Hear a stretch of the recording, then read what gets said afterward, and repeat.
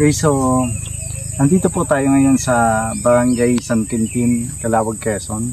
So andito na mismo tayo sa property na 3 hectares. So ito mismo, ito po yung lote na binibenta nila kuya. Yan. So dun sa may puno ng saging na yun, papunta ganyan, ito po yung kalsada. Yan. So ito pong puno ng niyog na ito, included na siya dun sa property. Yan. Ang daming namumunga. Yan. Then papunta po siya dito. So ito po ay Barangay Road po yan, under construction po siya, kaya makikita po natin. So ang unahan naman po ay papunta naman siya sa school. Malapit na po ang school natin dito. So ito po yung property na natatanaw natin na may kalsada. Yan po, kalsada na po yan. Papunta doon, under construction po siya ng cemented na kalsada.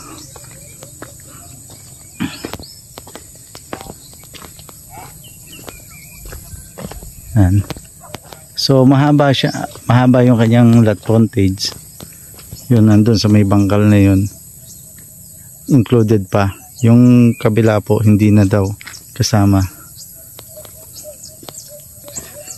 Ito po yung lote. Kung anong nakikita natin, ito na po yung makikita niyo sa personal. So yan.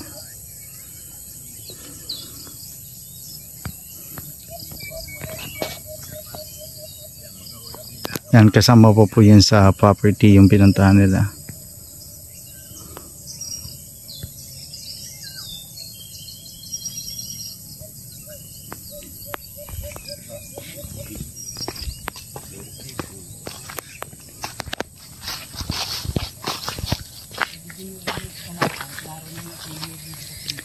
Yan yung kalsada.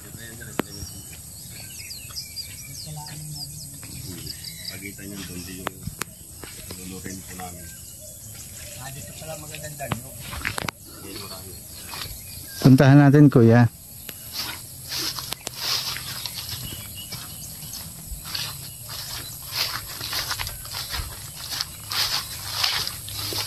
Ilang puno ho ito? Tayo nang hindi ko po baga ano. Pero nakaka-4,000 kabuo. Nanyog. Tiga pala. Ha? Depende po siguro sa ano ng ano. Pag namunga pa ito. Ito lang naman na binuka ng maganda po yan ang nahawang. At kahuyan po dati yan ay. Ilang taon na po itong nyug na ito? Bago pa lang din niya siguro mga 2. 2 taon. Tinatanim po yan ni Kapido ay. Laki ano, laki kagad ng bulas. Kabaan lupa. Magandang lupa. Kaya nga. Sa atin ngayon hawa na hawa ng nyug ay. Dito ang maganda mo. Ang luya. Kaganto. Oo, magandang taniman ito ng luya. Bago kaya na.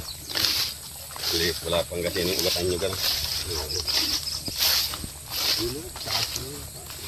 Puro yan, dyan ang puro ganyan ang mga ganda ng ano dyan. Pag ganun. Hindi pa nangahawa ng ano. Itong ano ito, pwestong ito, tuloy-tuloy ito doon. Opo, malayo pa po yan dyan. Mahaba pa. Kaya lang kapalan dyan. Hindi pa nang uling.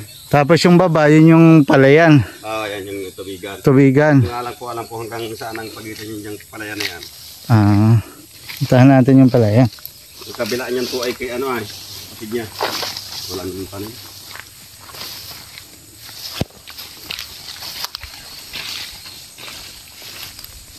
Magaganda nga dito yung ano, yung mga bunga ng nyog. Yun o. Bababa pa. Mababa, tapos malalaki. Bilog na bilog. Parang pa. Yun. Yung ganyan pa mo ano, puro ganyan pa po. Yung nakawa, hindi gumanda ng ano niya. Diyan ka na lang.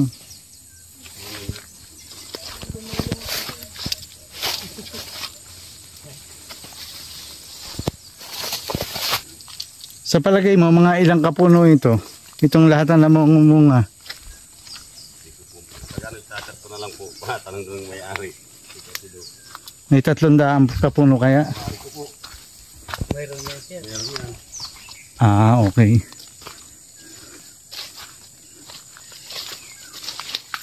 Yung namunga lang. Yun namumunga lang.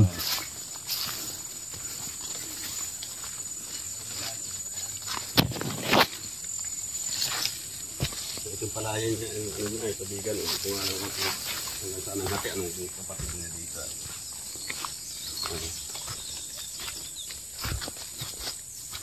So na yan yung palayan. Basta itong kabilang ito, hindi na ito kasama, ano? Hindi na po. Hanggang dito lang tayo. Sa anong yan, sa portion na yan. Kung nasan yung muhon yan dyan. Yung source ng tubig dito, may tubig ito. Marami po yan. Ah, madami. Ang dami. Kaya sila dati dyan, natabunan na lang po. Ay, malapit ito sa may kakao na yun. Oh. Ah, doon sa kakao na yun, Oo. nandun, may hukay doon. Hindi na lang nalinis. Ah, okay. Magandang tubig dito. Yung baba. Tapos yung may mga kawayan nandun, sali. Pero dito, kasama pa ito. Oo, yan. So, ako pang nag-awa nito. Ay. Ano nga ba ito? Ano nga po ba ito? Tagbak. Tagbak. Kinakain daw yun na yan.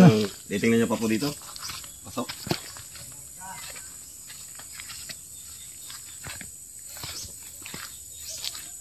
Masukal na po ba dyan? Mas pasukal na ho. Ay, dito na tayo sa taas. Hindi na ano ay. Yan. Yung maganda. May Hanggang doon yan, yung kanyang nyug na yan. yung matinik na kawain, dala yan. Yan, hindi ko po alam kung dala yan. Ay, kailan talaga masukat. Wala may dala yan. Ito yung itaas. Tapos ito yung ibaba.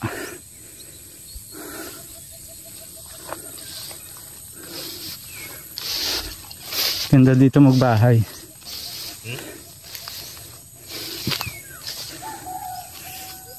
Ayun yung kalsada. Pwede dito ang bahay para ano, malayo sa kalsada. Malayo sa ingay. Kapantayan. Tapos doon masukal na. Pero property pa yun.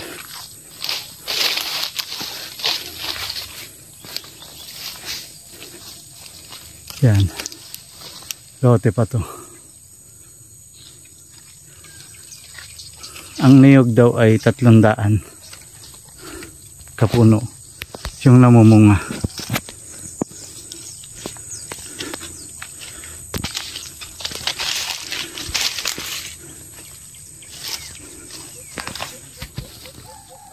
So alamin natin yung frontage kung gaano kahaba palabas at magpapalipad tayo ng drone. Titingnan natin yung kabuuan.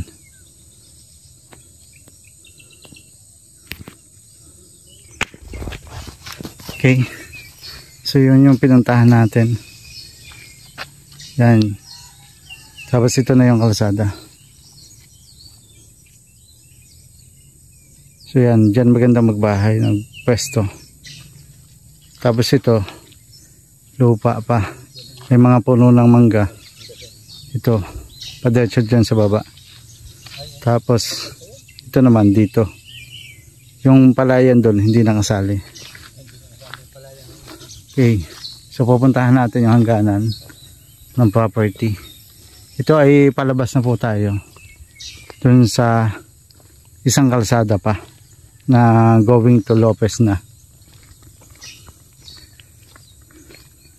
So pagbabagtasin natin ito sa highway, simula sa highway hanggang dito mga 20 minutes na travel. Yan, ito po yung kalsada.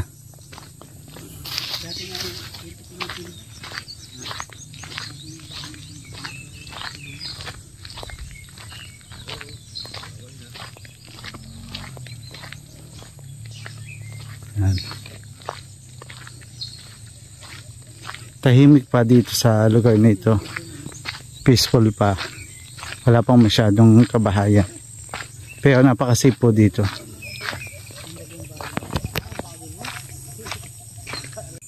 Okay, to sum up, this property contains of 30,000 square meters. So, more or less 3 hectares. Located at San Quintin, Calawag, Quezon. So, near Barangay Hall, almost 5 minutes walk. Nasa Barangay Hall na tayo. At the same time, 20 minutes ang layo sa highway. So, this is Calawag, Quezon, first class municipality na more or less 7 hours going to Manila.